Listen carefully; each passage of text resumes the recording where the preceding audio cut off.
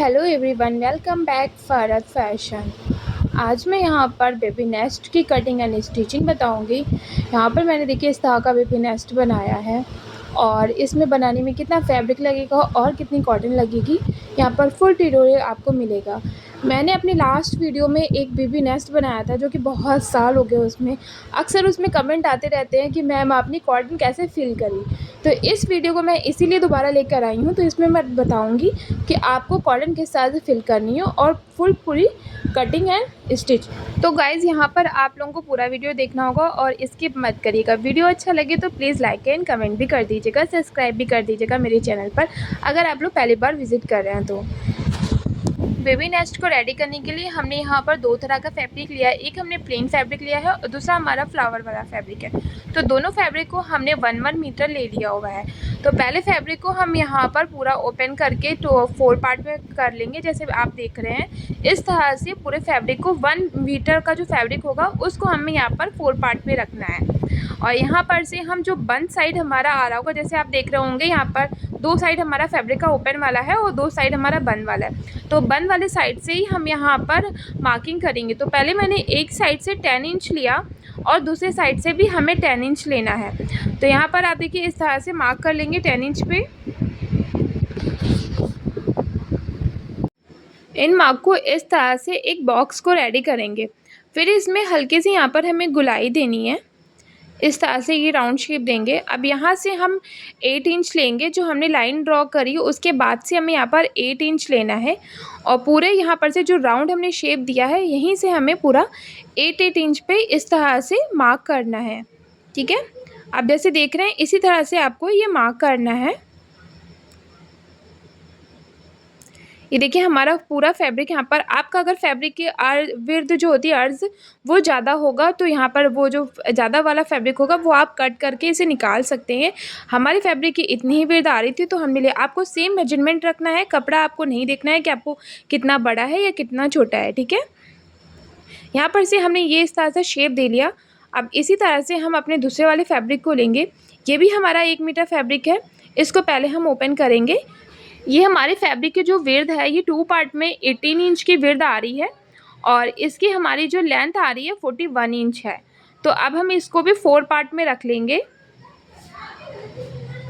और ये वाला जो हमारा प्लेन फैब्रिक हमने कट किया था उसको हम यहाँ पर इसके ऊपर रख के और जो भी हमारा एक्स्ट्रा फैब्रिक है उसको हम कट कर देंगे।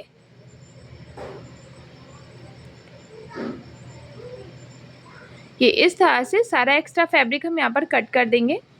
अब दोनों फैब्रिक को इसको आपस में हमें मिलाना है। पहले जो हमारा फैब्रिक का सीधा वाला पार्ट होगा उसको अंदर की साइड को रखेंगे।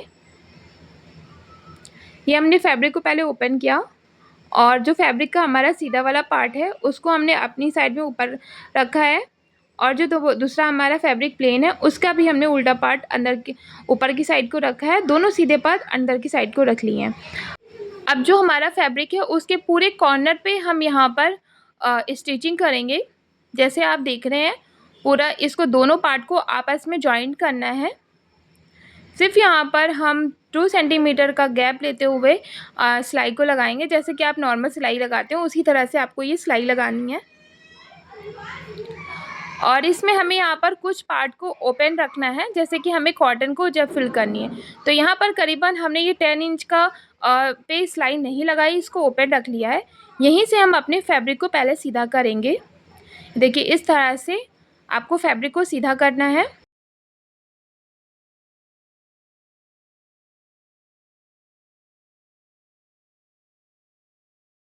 ये हमारा पूरा फैब्रिक सीधा हो गया। देखिए इस तरह से हमारा पार्ट सीधा होकर आएगा और सिलाई जो है वो अंदर की साइड को चली जाएगी। दोनों पार्ट हमारे इस तरह से जॉइंट हो जाएंगे। इसको आप अच्छे से इस तरह से निकाल लेंगे। चाहे तो आप प्रेस यहाँ पे लगा सकते हैं क्रीज निकालने के लिए। अब ये सीधा रखने के बाद हमें यहाँ पर से करीबन 1 इंच पे एक मार्क करना है। ये इस तरह से 1 इंच पे मार्क करेंगे। ये मार्क हम पूरे पार्ट में कर लेंगे। जैसे मैं थोड़ा थोड़ा दूर पे ये मार्क कर रही हूँ, आपको इसी तरह से ये पूरे पार्ट में मार्क कर लेना है। बस जहाँ पर हमने ओपन रखा है वो पार्ट हमें छोड़ देना होगा, वहाँ पर हम बाद में सिलाई लगाएंगे। यहाँ पर इस तरह के एक स्ट्रिप को कट करेंगे। ये हमने 3 इंच के स्ट्रिप को कट किया और वन साइड से हमने यहाँ पर फोल्ड करके सिलाई लगा ली है। अब जो हमने 1 इंच पे मार्क किया था उसी मार्क पर हम यहाँ पर इसको लगाएंगे। तो ये हम फ्रिल बनाएंगे। तो फ्रिल के लिए हमने काफ़ी लेंथ से इसको कट करके ले लिया हुआ। मैंने इसका कोई मेजरमेंट नहीं लिया, जितनी भी यहाँ पर लग जाएगी उतनी हम फ्रिल के साथ इसे लगा देंगे। तो जैसे मैं यहाँ पर हल्की सी प्लेट्स देते हुए इस फ्रिल को रेडी कर रही हूँ, आप भी इसी तरह से इस फ्रिल को लगा सकते हैं। अब इसी तरह से हम पूरे पार्ट में ही इस फ्रिल को रेडी करेंगे। बट जहाँ पर हमने सिलाई को ओपन रखा है फैब्रिक को सीधा करने के लिए, उस पार्ट में हमें यहाँ पर फ्रिल को अपनी रोक लेना है, उतना फैब्रिक एक्स्ट्रा छोड़ देना है। जब यहाँ पर हम अपनी कॉटन को फिल कर देंगे उसके बाद हम इस फ्रिल को लगाएंगे।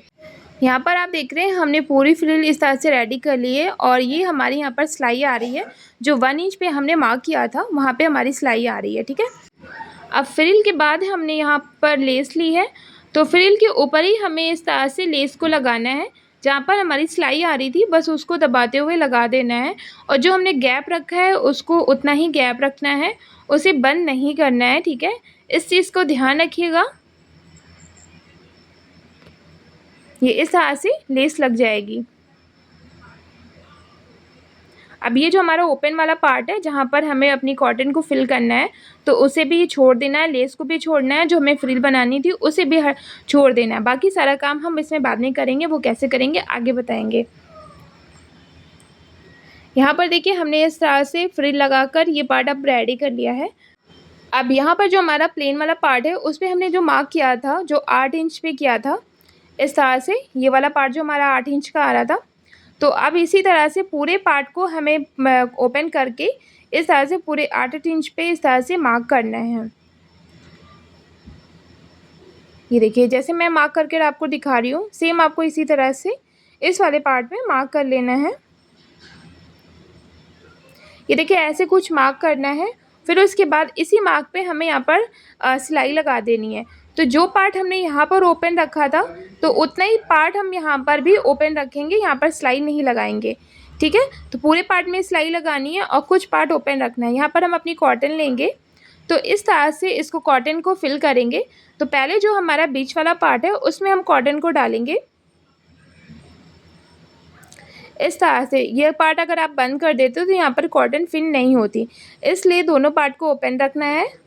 और कॉटन आप अपने हिसाब से भी डाल सकते हैं, जितनी भी आपको कम ज़्यादा रखनी हो उस हिसाब से इसे रख सकते हैं। इसका कोई भी नहीं होगा कि आपको यहाँ पर कितनी कॉटन लेनी है, ठीक है, कितनी केजी लेनी है। ये भी कमेंट आप अगर आपको ना समझ में आए तो कमेंट करके पूछ सकते हैं।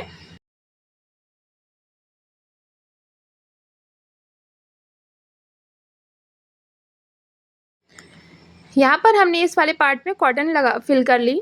अब जो हमने पार्ट ओपन रखा था वहाँ पर हम स्टिचिंग लगा के इसे लॉक कर देंगे, इसे बंद कर देना है ये वाला पार्ट। अब देखिए ये हमारा बीच वाला पार्ट है, उसमें हमने कॉटन अपनी फिल कर ली। अब यहाँ पर हल्के से यहाँ पर सुई की मदद से हमें इस वाले पार्ट में धागे डाल लेने हैं, स्टिचिंग करनी है कुछ इस तरह से। ये सुई की मदद से ये वाले पार्ट में आपको स्टिचिंग करनी है।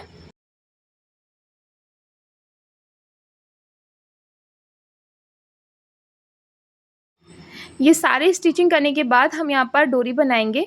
तो यहाँ पर हमने एक लंबी सी डोरी बना ली है और ये देखिए यहाँ पर हमारे मियाऊ आ गए हैं इस डोरी के साथ खेलने के लिए ठीक है, तो चलिए इन्हें हटाते हैं और यहाँ पर अपनी डोरी को लेते हैं। और ये वाला पार्ट जो हमने लास्ट में आपको 1 इंच का बताया था, जो आपने गैप रखा था, उसी पार्ट में हमें यहाँ पर डोरी को पूरी डाल लेना है।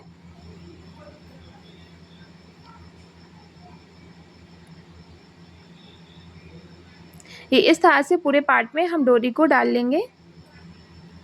यहाँ पर हमने पूरी डोरी को यहाँ डाल लिया हुआ है। अब जो हमें ये वाला पार्ट है, इस वाले पार्ट में कॉटन को फिल करना है। इस वाले पार्ट में कॉटन थोड़ी सी मुश्किल से फिल होगी, इसे ध्यान से करना। बहुत ज़्यादा कहीं पर आपको एक जैसा नहीं करना है, हर जगह पे सॉफ्ट सॉफ्ट सा रखना है, वरना हमारा जो लुक है वो थोड़ा सा गलत हो जाता है, ठीक है। तो आपको इस चीज़ का ख्याल रखना है।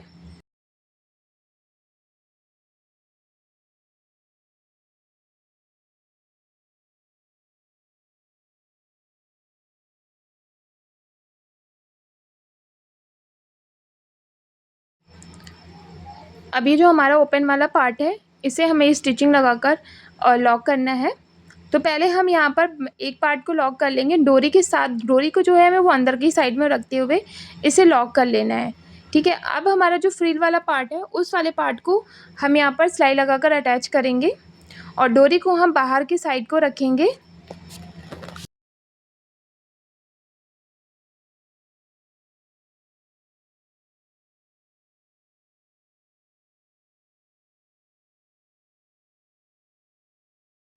देखिए गाइस, इस तरह से हमारा बेबी नेस्ट रेडी हो गया।